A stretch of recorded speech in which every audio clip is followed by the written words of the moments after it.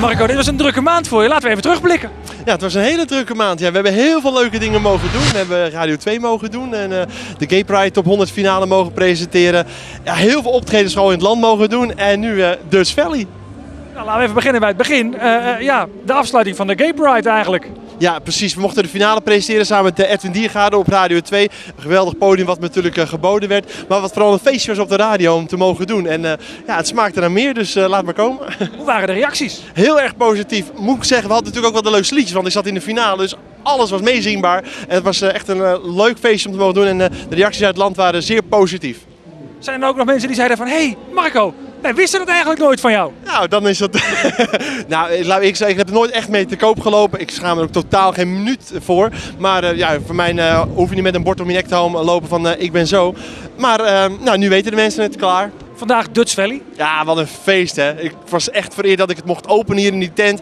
En als je dan opkomt en echt ziet die tent vol stromen. Duizenden mensen staan binnen mee te feesten.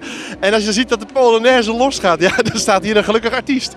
Ja, en dan zit er nog meer in de toekomst te gebeuren. Ja, precies. We gaan de Nationale Noot presenteren. Een nieuw muziekprogramma gaat er aankomen. En ja, daar heb ik ontzettend veel zin in. En dat gaat bij jullie ook uitgezonden worden. Maar dat is toch eigenlijk helemaal geen nieuw programma, want het is toch al jaren? Ja, precies. Het is al een aantal jaren. Ja, precies. Regionaal hebben wij het van een aantal lokale omroepen al gemaakt. Maar er was behoefte om het landelijke uit te gaan zenden. En gelukkig is TV Oranje er dan weer om ons dat platform te geven.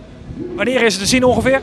Half september schijnt het op de buis te komen. Daar heb ik niet alle zeggenschap over, want ik ben alleen maar het gezicht en de presentator ervan. Maar het is een feest om te mogen doen. Dan nu ook je nieuwe single? Achter de wolken schijnt altijd de zon. Nou, een positieve titel natuurlijk, past heel goed bij mij. Staat gelukkig in de hitlijsten weer. Maar ook vooral de reacties in het land is goed. En de mensen houden van die positiviteit. Dus ik hou die positiviteit maar lekker vast. Ja, achter de wolken schijnt de zon.